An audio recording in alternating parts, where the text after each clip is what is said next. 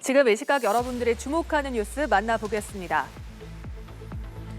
이태원 참사를 수사하고 있는 경찰특별수사본부가 행정안전부와 서울시 등에 대한 압수수색에 나섰습니다. 특수본은 헬로윈 관련 보고 문서들과 이태원 참사 대응 자료 등을 확보할 것으로 보이는데요. 연일 계속된 관계기관 참고인 소환 조사에 이어 이제 윗선 수사가 본격화될 것으로 전망됩니다. 소재영 기자가 전해드립니다. 특별수사본부가 행정안전부와 서울시청에 대한 전방위 강제 수사에 돌입했습니다. 특수본은 오늘 오후 2시 30분부터 행안부와 서울시 자치경찰위원회 등 모두 22곳을 대상으로 압수수색에 나섰다고 밝혔습니다. 어제 특수본이 수사에 필요한 모든 절차를 진행할 것이라며 행안부의 압수수색 가능성을 시사한 지 하루 만입니다. 행정안전부에선 재난안전관리본부 서울상황센터 등 12곳이 압수수색 대상이 됐습니다. 서울시청에선 안전총괄과와 재난안전상황실 등 8곳이, 자치경찰위원회는 사무국 등 2곳이 압수수색 대상입니다. 특수본은 헬로윈 관련 보고 문서들과 이태원 참사 대응 자료, 매뉴얼 등을 주로 확보할 것으로 보입니다. 이를 통해 행안부와 서울시 등의 대응에 문제는 없었는지 여부를 집중적으로 들여다볼 것으로 보입니다. 피의자 소환도 차례로 이뤄지고 있습니다.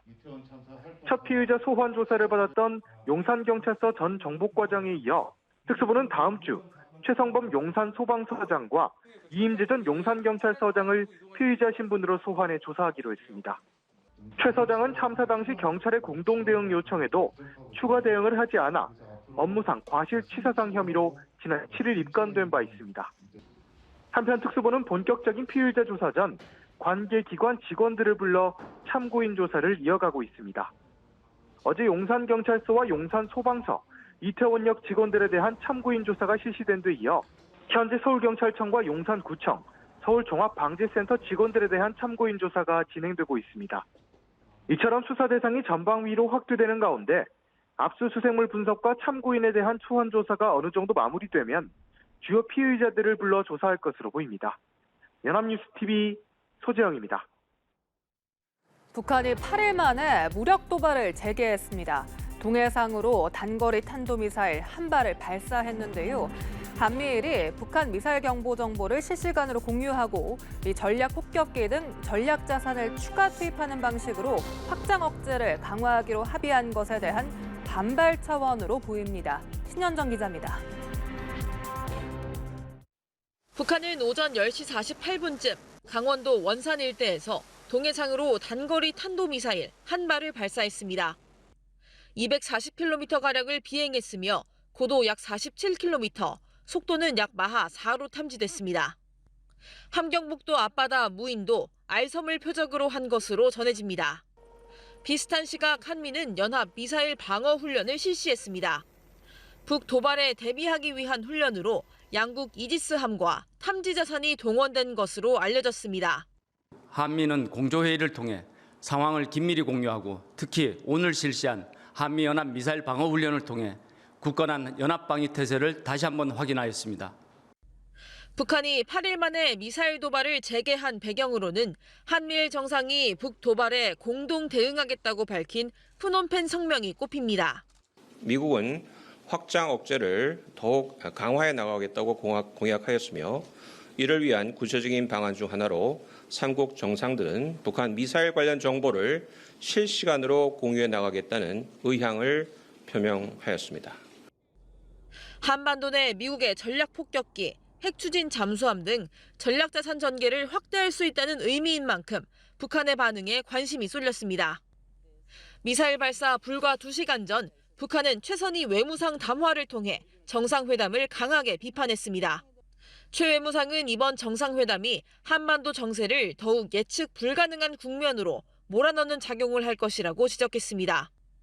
미국의 확장 억제가 강화될수록 북한의 군사적 대응도 더욱 맹렬해질 것이라며 이는 불가피한 위협일 것이라고 경고했습니다. 이런 가운데 장거리 미사일을 발사할 수 있는 평안북도 동창리 서해 위성 발사장에서 엔진 시험대 공사가 시작된 정황이 포착됐습니다. 추가 도발 징후로 보이는 만큼 군은 공사가 진행되고 있는 부분을 예의주시하고 있다고 밝혔습니다. 연합뉴스TV 신현정입니다. 미국 중간선거 개표가 막바지에 접어든 가운데 공화당이 하원에서 다수당을 탈환한 것으로 나타났습니다. 중간선거 직후만 하더라도 하원에서 공화당의 압도적 승리, 레드웨이브가 점쳐졌지만 막상 뚜껑을 열어보니 달랐는데요. 앞서 상원을 수성한 민주당과 의회 권력을 나누어 갖는 분점 구도가 현실화됐습니다. 김지선 기자가 보도합니다. 현지 시간 16일 주요 언론은 일제히 공화당이 하원 과반 의석을 차지할 것으로 예측했습니다. CNN 방송은 전체 435석 중 공화당 218석, 민주당 208석을 각각 확보했으며 나머지 9석은 미정이라고 밝혔습니다. 다른 매체들 역시 공화당이 최소 218석 이상을 확보해 다수당에 등극한 것으로 결론냈습니다. 접전 지역 개표 결과까지 최종 집계되려면 최대 몇 주가 걸릴 것으로 보입니다. 중간선거 직후만 하더라도 하원에서 공화당의 압도적 승리, 레드웨이브가 점쳐졌지만 막상 뚜껑을 열어보니 달랐습니다. 하지만 일단 다수당이 된 만큼 조사와 입안을 주도하며 바이든 행정부 정책에 제동을 걸 수 있게 됐습니다. 바이든 대통령은 하원 공화당과 협력하겠다며 협치 의사를 밝혔지만 공화당은 바이든 아들 관련 의혹 등을 캐내겠다고 벼르고 있습니다. 공화당 당내 경선에 승리해 사실상 하원 의장에 내정된 케빈 메카시 공화당 하원 원내대표 또한 향후 일전을 예고했습니다. Washington now has a check and balance. The American people have a say in their government. And this new Republican leadership team is ready to get to work to put America back on the right track. 상원의 경우 민주당이 일찌감치 다수당을 차지했습니다. 민주당이 다음 달 조지아주 결선에서 이기면 51석을 가져가고 지더라도 부통령의 캐스팅 보트를 통해 사실상 다수당 지위를 유지하게 됩니다. 연합뉴스 김지선입니다. 어제 하루 전국에서 5만 5천여 명의 코로나19 신규 확진자가 나왔습니다. 하루 전보다는 1만 명 넘게 줄었지만 각종 지표들은 계속 경고음을 울리고 있는데요. 특히 사망자는 하루 새 20명이 늘어난 67명이 나와 53일 만에 가장 많았습니다. 서영석 기자입니다. 16일 하루 동안 새로 나온 코로나 확진자는 모두 5만 5,437명입니다. 하루 전보다 11,000여 명 줄어들었지만 일주일 전과 비교하면 80명, 2주 전과 비교하면 8,500명 넘게 늘어났습니다.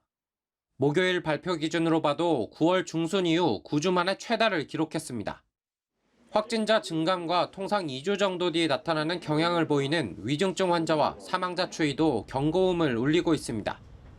위중증 환자는 하루 전보다 소폭 줄었지만 300명대 후반을 기록하고 있고 사망자는 하루 새 20명이 늘어난 67명이 나오며 53일 만에 가장 많았습니다. 이렇게 겨울철 재유행이 본격화했지만 중증, 사망 예방을 위한 동절기 추가 접종의 참여율은 저조합니다. 전체 성인 대상자 대비 4.6%, 100명당 5명꼴에도 미치지 못하고 있는 겁니다. 전문가들은 이르면 이달 말에서 다음 달 초 이번 7차 유행이 정점에 이를 것으로 예상하고 있습니다. 그러면서 특히 수능을 마친 수험생들은 이후 남은 전형들이 이어지는 만큼 최대한 방역에 신경 써줄 것을 당부했습니다. 식사를 한다거나 아니면 개인 간의 만남 위주이기 때문에 거리두기라든지 마스크 착용 같은 게 실질적으로 도움 주기는 좀 어려운 상황이거든요. 또 증상이 있을 때는 꼭 진단 검사를 받고 증상이 있는 시기에는 다른 사람과 만남을 자제하는 것이 바람직하다고 조언했습니다. 연합뉴스 TV 서영석입니다. 정부가 보호 종료 후 홀로 서기를 준비하는 자립준비 청년에 대한 지원을 확대하기로 했습니다. 이와 함께 보호 아동도 자립 준비를 순조롭게 할 수 있도록 단계별 정책 연계도 강화할 방침인데요. 자세한 내용은 김민혜 기자가 전해드립니다. 정부가 자립준비 청년의 안정적인 사회 진출을 위해 내놓은 대책은 크게 두 가지입니다. 자립 지원 정책을 확대하고 보호 아동 때부터 자립 준비를 원활히 할 수 있게 정책적 연계성을 높이는 게 골자입니다.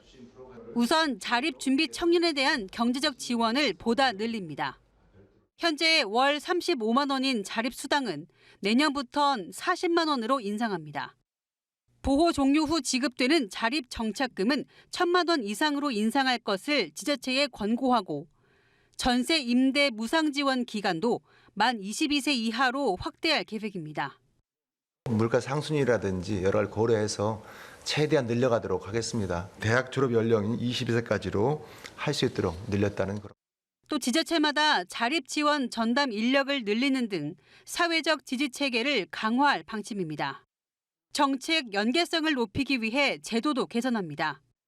자립 준비 청년에 한했던 맞춤형 사례 관리 등 일부 제도를 보호 연장 아동도 활용하도록 하는 등 보호 단계부터 실질적인 자립 준비를 할 수 있도록 하겠다는 겁니다. 기존 종사자와 위탁부모의 자립 지원 역량도 아울러 강화하겠습니다. 자립을 미리 체험할 수 있는 기회도 적극 마련하여 제공토록 하겠습니다. 또 보다 많은 민간 기관, 기업이 자립 지원 활동에 참여할 수 있도록 유도해 자립 준비 청년이 참여할 수 있는 서비스도 다양화할 방침입니다. 연합뉴스 TV 김민혜입니다.